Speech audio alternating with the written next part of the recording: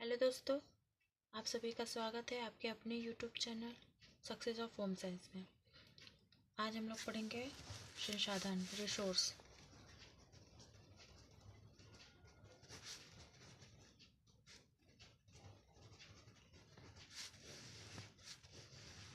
ठीक है, तो रिसोर्स क्या होता है? वह वस्तु, व्यक्ति, संस्था जो किसी भी व्यक्ति को उसके उद्देश्य तक पहुंचने में मदद कर संसाधन कहलाता है। जैसे हमारा कोई चीज़ उद्देश्य, जैसे हमें मान लीजिए हमें हमारा उद्देश्य क्या है? नौकरी प्राप्त करना। ठीक है, नौकरी प्राप्त करना हमारा उद्देश्य है, तो हम उसके लिए क्या करेंगे? जैसे हमारा हमारा पहले अगर हमें टीचर बनना है तो हमें बीएड करना होगा ग्रेजुएशन के बाद। उसके बाद टेस्ट सीटेट निकालना होगा, फिर उसके बाद तैयारी करते करते हम नौकरी तक पहुंचेंगे। तो जो हमारे ये जैसे टेस्ट सीटेट हुआ, बीएड हुआ, टेस्ट सीटेट हुआ, ये सब जो वहाँ पर पहुँचने के लिए जो रास्ते में जो हमें सफ़र तय करना पड़ रहा है, जिस चीज़ों का हम उपयोग कर रहे हैं, वही क्या हमारा संसाधन है। ठीक है, तो हम क्या कहते हैं? किसी वस्तु, व्यक्ति, संस्था जो किसी भी व्यक्ति को उसके उद्देश्य तक पहुँचने में मदद करती है। किसी व्यक्ति को उसके उद्देश्य तक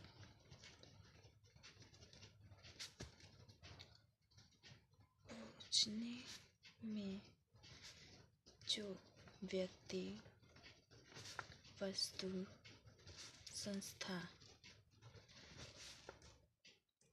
मदद करे, संसाधन कहलाती है। ठीक है, समझ में? संसाधन क्या होता है? किसी वस्तु को उसके उद्देश्य तक पहुंचने में जो व्यक्ति, वस्तु, संस्था, जैसे हमें कोई भी चीज़ कार्य करना है, उसके हमें उद्देश्य तक पहुंचने में जो व्यक्ति, संस्था, वस्तु हमें सहायता प्राप्त करती है, वही क्या होता है? संसाधन होता है। ठीक है, जैसे संसाधनों का सही तरीके से उपयोग करके हम लक्ष्य की प्राप्ति करते हैं। ठीक है, जो संसाधनों का है कि सही उपयोग करके लक्ष्य की प्राप्ति करते हैं।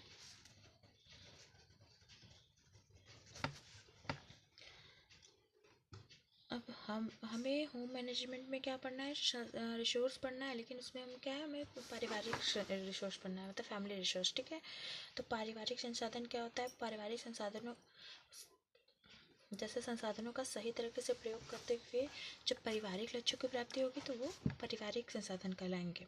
फिर पारिवारिक संसाधन का प्रयोग तभी संभव है जब घर का संचालन करने वाले को पारिवारिक संसाधनों की जानकारी हो तथा उन पर संसाधनों का उपयोग करने में निपुण हो। जैसे हम किसी भी संसाधन का प्रयोग करेंगे, जब हमको वो किस संसाधन का किस प्रकार से प्रयोग करना है, क्या, ये सब हमको पता होगा तभी हम कर पाएंगे। ठीक है, अगर हम उस पारिवारिक संसाधन का पूर्ण करने में हम निपुण हैं, जैसे हमें हर एक चीज़ों का ज्ञान है, तो हमारा जो मैनेजमेंट है, जो हमारा सब, वो बहुत ही एक अच्छे व्यवस्थित तरीके से होगा। ठीक है, तो हम आते हैं पारिवारिक संसाधन।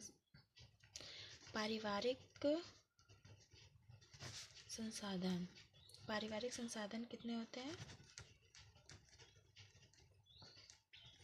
पारिवारिक संसाधन को दो मनोवैज्ञानिक ने अलग अलग बताया। ठीक है, ग्रासहैम कैंडल ने क्या बताया है, और एक है निकल डार्सी।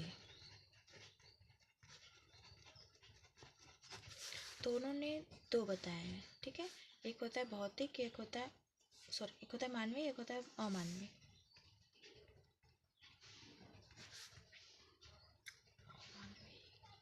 ये इसे हम भौतिक कह सकते हैं। ठीक है, और निकल एंड डार्सी भी दो माने हैं, वही है, सेम है, मानवीय और अमानवीय। उन्होंने सब, दोनों लोगों का सब कुछ सेम है, लेकिन बस अंतर ये है समय को ग्रासहैम कैंडल ने मानवीय माना है और निकल एंड डार्सी ने समय को अमानवीय माना है। केवल एक ही अंतर है। ठीक है, तो मानवीय ये है जिसे छुआ ना जा सके, जिसे छुआ नहीं जा सके, देखा ना जा सके, चुराया ना जा सके। ठीक है, जैसे वो किसी के अंदर का, जैसे हमारे शरीर के अंदर जो हमारे अंदर है निहित आंतरिक मूल्य है, उसे हम न तो कोई देख सकता है, न छू सकता है, न चुरा सकता है। जैसे एग्जाम्पल में क्या कर सकते हैं, हमारा ज्ञान, हमारा कौशल, हमारी ईमानदारी, क्या इसे चुरा सकता है कोई? नहीं। तो हम इसे कह सकते हैं जो मनुष्य के अंदर निहित है वो मानवीय कौशल है, जो मनुष्य के बाहर जिसे देखा जा सकता है, देखा जा सके, चुराया जा सके, छुआ जा सके, वो क्या होता है? अमानवीय होता है। ठीक है, ऐसे ये भी है। बस क्या है कि ग्राहम किंडल ने समय को क्या बताया?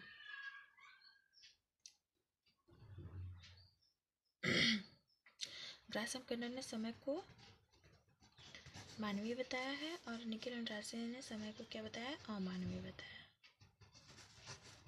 ठीक है, अमानवीय बताया। बस यही नहीं कि हम नोट में लिख लेंगे, नोट करके लिखेंगे कि समय एक ऐसा संसाधन है, समय एक ऐसा संसाधन है जिसे ग्रास कैंडल ने मानवीय तथा निखिल डार्सी ने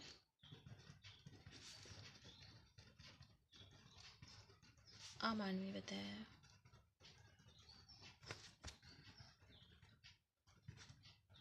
ठीक है, ठीक है। और जैसे हमारा ज्ञान, कौशल, ईमानदारी, दयालुता, ये सब क्या है?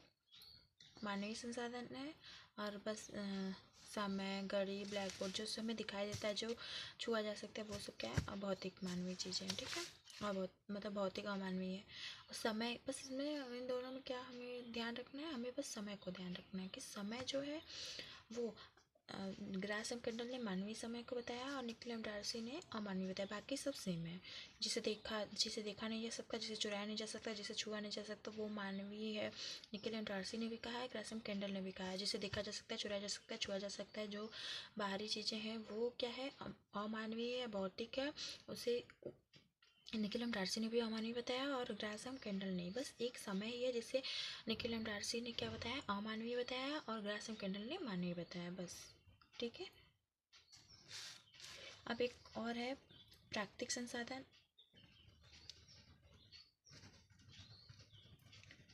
प्राकृतिक संसाधन ये क्या होते हैं? एक होता है नवीकरणीय, एक होता है अनवीकरणीय।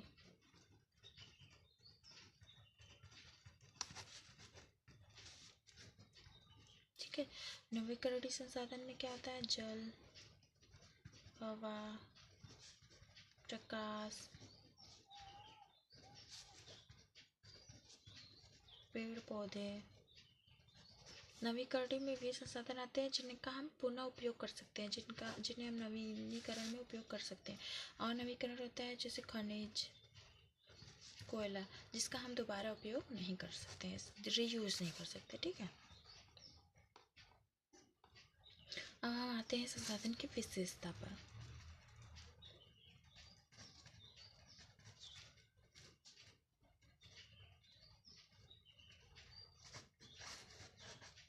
ठीक है, संसाधन की कौन कौन सी विशेषताएं हैं?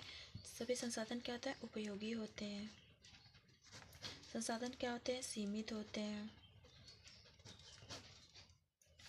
सभी साधनों में अंतर संबंध होता है।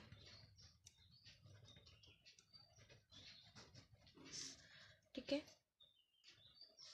सभी पर व्यवस्थापन प्रक्रिया लागू होता है।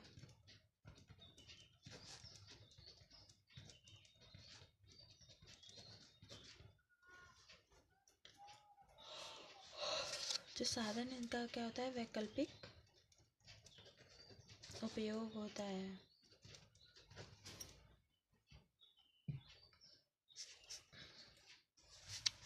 संसाधनों का सही प्रयोग से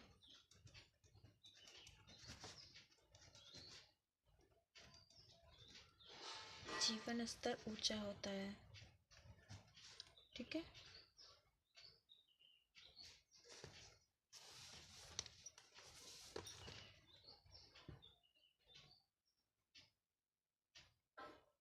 जो साधन है वो क्या होता है, विकसित किए जा सकते हैं।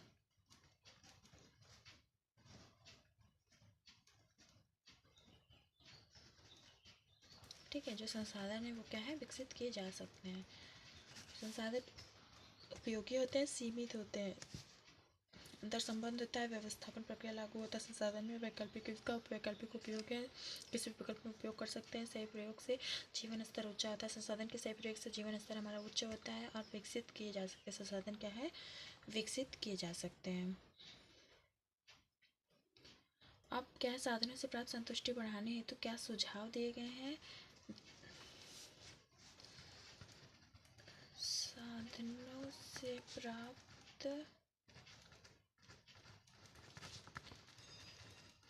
संतुष्टि बढ़ाने हेतु सुझाव 4 दिए गए हैं। पहला, साधनों की पूर्ति में वृद्धि।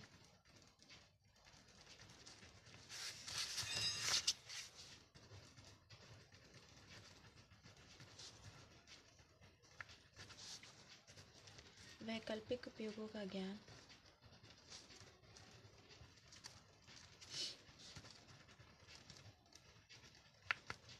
उपयोग में वृद्धि करना।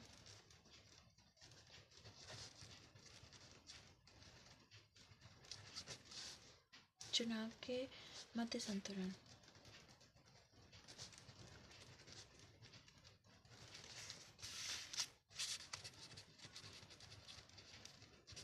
ठीक है, क्या संसाधनों की प्राप्त संतुष्टि बढ़ाने के लिए क्या किया जाता है, वह साधनों की पूर्ति में वृद्धि करेंगे। वैकल्पिक उपयोगों का ज्ञान होना चाहिए। उपयोग में वृद्धि करना चाहिए। चुनाव के मध्य संतुलन करना चाहिए। ठीक है, तो आज हम लोगों ने क्या पढ़ा, आज हम लोगों ने पढ़ा संसाधन, रिसोर्स।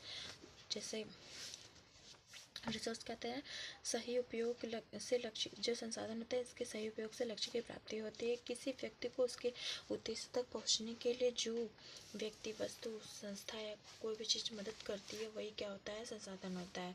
जैसे हमें कोई नौकरी प्राप्त करना हमारा लक्ष्य, तो उस लक्ष्य को प्राप्त करने के लिए जो भी साधनों का हम प्रयोग करेंगे वही हमारा संसाधन होता है। जब हम होम मैनेजमेंट पढ़ रहे हैं तो उसमें हम क्या कहते हैं, पारिवारिक संसाधन के बारे में बात करेंगे। तो पारिवारिक संसाधन 2 प्रकार के होते हैं और इन्हें अलग अलग मतलब 2 मनोवैज्ञानिक ने दिया है। ठीक है, ग्राहम कैंडल ने भी मानवीय अमानवीय बताया और निकोलम डार्सी ने भी मानवीय अमानवीय बताया। बस उन्होंने एक ही अंतर दिया है। अमानवीय क्या होता है, जिसे छुआ नहीं जा सकता, देखा नहीं जा सकता, चुराया नहीं जा सकता। ग्राहम कैंडल और निकोलम डार्सी दोनों ने मानवीय को यही बताया, जैसे छुआ नहीं जा सकता, देखा नहीं जा सकता, चुराया नहीं जा सकता।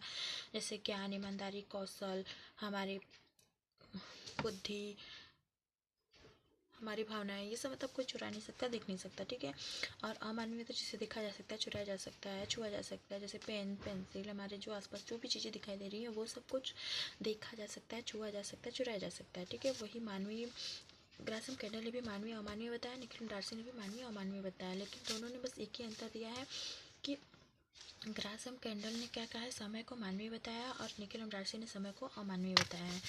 हम पढ़ेंगे संसाधन। प्राकृतिक संसाधन क्या होते हैं, प्राकृतिक संसाधन 2 होते हैं, नवीकरणीय, अनवीकरणीय। नवीकरणीय में जल, हवा, प्रकाश, पेड़ पौधे आते हैं। अनवीकरणीय में क्या आता है, खनिज, कोयला आता है।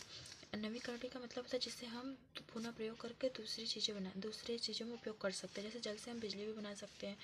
हवा का उपयोग भी बहुत दूसरी जगह करते हैं। प्रकाश का ही उपयोग दूसरी जगह करते हैं, मतलब उसको दूसरे प्रकार से भी प्रयोग किया जा सकता है।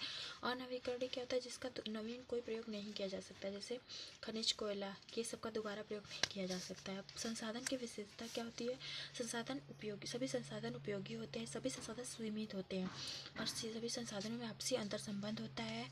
सभी संसाधन व्यवस्थापन प्रक्रिया लागू करते हैं और संसाधन वैकल्पिक उपयोग होता है। संसाधनों का सही प्रयोग से जीवन स्तर उच्च होता है।